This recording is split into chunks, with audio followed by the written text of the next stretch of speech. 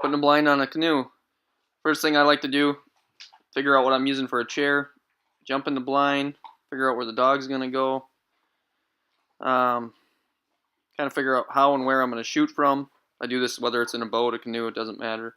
Then I bring out the tape measure and just kind of get some general measurements of the boat and where I think I want the blind to sit on the boat. I do this from the inside of the boat first, just to kind of get a feel from the position you're going to be hunting in, because usually you spend quite a bit of time in that area. Another very important thing to do is to act like you're maneuvering the boat around the lake. And in this boat, it's going to be paddled, so somebody could easily sit there and paddle it, or in the front and paddle it. Do the same thing if you're running a John boat or a V-hull with an outboard or a mud motor. You know, sit where you would, run the tiller like you would, or the console, and make sure the blind crosses wherever it's not going to be a hindrance to running the boat. Here are the pieces included in the rock solid canoe blind kit. This is the scissor style. And then here's a look at what the door, if you add the door, which is an add-on, looks like. That's the pieces for that. Those pieces you use with 3/4 inch conduit that you source locally from your home improvement store to build a blind that is set up for your boat and for the way you hunt. So here we'll get started on the actual build. First thing is, from all the measurements you took earlier, you decided the length of the blind you wanted. Cut 4 pieces for a scissors blind, that length, and slide 2 of the fast clamps onto one of those pieces. Take that piece of conduit that you slid through the 2 fast clamps and set that on the boat. Now on a canoe, on this canoe, because of the shape of the side, the fast clamps have to stay relatively close together. Ideally, you'd like to move them out a little further. It's all going to depend on the shape of the boat. You need to keep the blind frame relatively square, and I'm going to show you how to do that. It would be no different than on a V-hull. It would just be the front half of what we're doing. We're going to use some locking collars on the outsides of the fast clamps because those are, in theory, the hinges. And so those fast clamps are going to be about 8 inches to 12 inches apart, about as wide as we can get them. And then we're going to slide some locking collars on there to keep that piece of conduit in the right location, and then we'll build the frame off of that.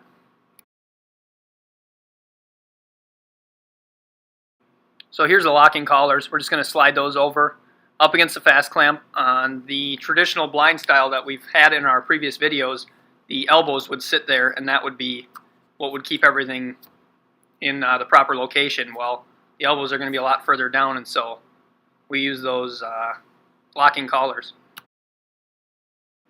Go ahead and install the short 1/4 inch bolts with 1 split lock washer into each welded nut on the elbow.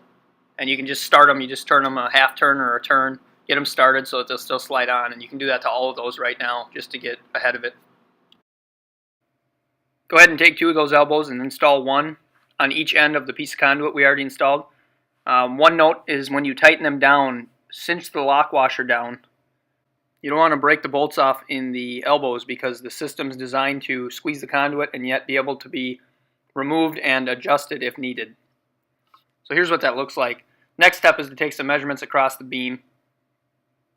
I believe this ended up being 38 inches or something. Right in there. It doesn't matter. Everybody's boat's different.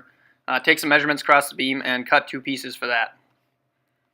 Then we're going to take those 2 pieces, install them in the elbows, and you can snug that down.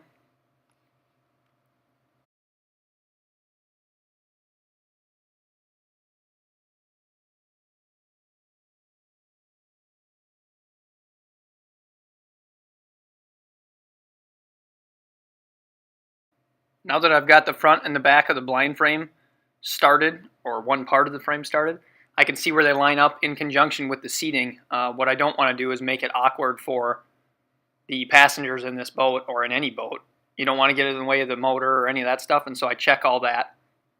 And go ahead and tighten those, tighten the locking collars, and you can snug those fast clamps up if everything's where you want it. And then to cap that frame off, we're going to take another one of those pieces that we cut before, one of the 4 that we measured the length, same size as the opposing side, and we're going to slide an elbow onto them, tighten them down. It's nice to do it on the ground and keep it square. It's a little easier to do it this way and slide it onto the frame than to slide the 2 elbows on and fight the longer piece. And so do them on the ground, keep them relatively square with each other, and then bring that around and install it on the frame. Go ahead and tighten them down, and you have 1/2 of a scissors blind complete. The frame anyways. So this is 1/2 of the completed scissors blind frame, and I'll show you the actuation of it and just the overall look of it from kind of that angle. So that's 1/2 of it. We're going to do the exact same thing to the other side, and then we'll take it to the next step. So here we've taken and done the same thing to both sides of the boat, and there's your scissors blind. So now what we did is jump in the boat, kind of flip the blind up. It's nice to have help with this, or you can use clamps or tape or zip ties and hold the frame up, figure out where you like it. Wherever the pipes cross, that's where you want to drill your holes for your pins. 1/4 inch drill bit, go ahead and do that. And then what I did here is I've already measured, drilled, and installed the pins, and now I'm just going to sit down and make sure I like it. What you can do to make it versatile or universal is drill multiple holes and make it so you can offset the side of wall heights or make it adjustable if you want for a higher profile or lower profile blind, depending on what you're trying to accomplish. This video is going to show you how to put a door on a scissors blind, and it's the same concept on a dugout blind. So here we've got a scissors blind. Here's the center on the front of the blind where the pin goes through. Before you do the door, you should make sure that you like the height of your blind. You can lower your blind by drilling holes down the pipes on either side, allowing you to put the pin lower. You can also offset the sides of the blind by doing this. So here's the scissors blind on top of a canoe. What I'm going to do is take a couple measurements. That's what the door is going to do, and so we're going to measure the length of the arm, and we'll need 2 of those, as well as the overall length of the blind. I believe this was 75 inches long with 16-inch arms or 15-inch arms.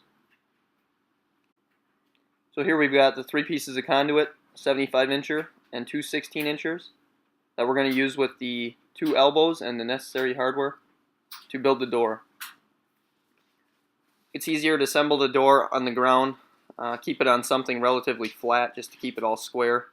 It's kind of a pain to do it on the blind. It's easier just to assemble it and then bring it around like this and set it on the blind before you drill any holes to make sure you like it. And then either have somebody mark the holes, or you can tape, clamp, pin that thing into place, mark your holes, and drill holes about 1 inch up from the open end of the door there, through the door, through the blind, and that's where the axles will go through for the door. When you're installing the axles, it's easier to have help if you don't pin or tape one side up. Don't worry about all the hardware, just kind of put a bolt through, and then I go back through and I ream the holes in line with a drill very carefully just to make sure everything fits right. When you're ready to install the hardware, it's the bolt with the washer, goes through, washer goes in between the door and the blind frame, like that, and then a washer on the outside with the lock nut on the outside. I'd like to put the unfinished end of the bolt to the outside just to kind of keep it away from duck jackets and dogs and waiters and all that stuff. And if it sticks out anymore, you can always file it down, but they're usually sized right so they don't. So there's the door actuating right there. You're going to have netting down the sides, netting across the top. When the door's closed, pick your side, and then when you're ready, flip it open, pull the gun up or the paddle. Have your way with the birds, and that's about it. It's pretty simple. So the door's a pretty easy addition, very easy to do. If you already have a pre-finished blind, it's really not that bad either. Spray paint it, match the camo to the rest of your blind. So here's the blind getting taken down. I always kind of start with the front, pull the front pin, pull the back pin. I kind of use my knee. On a bigger boat, it's nice to have a couple guys. Lay the scissors blind down, see that the scissors blind and the door, everything lays down on the gunnel of the boat, and it's pretty much ready for transport. Obviously, when you add netting or raffia, it's going to bulk it up a little, but it's still going to lay down.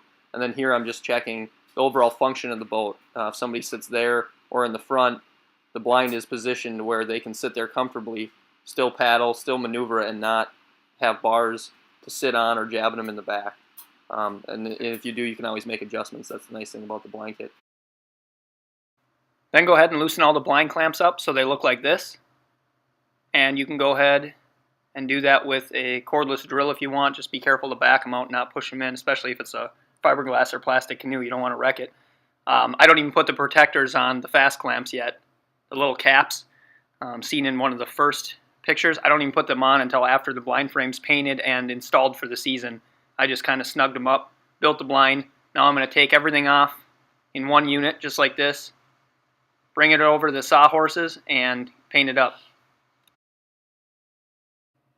I'm pretty sure it's Rust-Oleum. They make a self-etching primer that's almost like an olive drab color. I've gotten that at Menards before, and that stuff works great. Seems to really dig into the metal.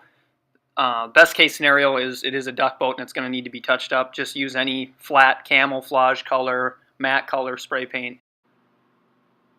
And then once I have the blind all painted up and everything, I'll install the caps on the fast clamps. I'll show that here. Slide the whole blind frame back on. Make sure those are loose, slide them on, and then take them little caps, and as you tighten it, just kind of tighten the bolt into the cap. That seems to work the best. And snug it up, and that just gives you a little protection. The Canoe blind kit is the only one that comes with them caps, but they are available separately if you want them for your boat. They're just a plastic cap. They seem to help. Thanks for watching, and feel free to get a hold of me if you have any questions.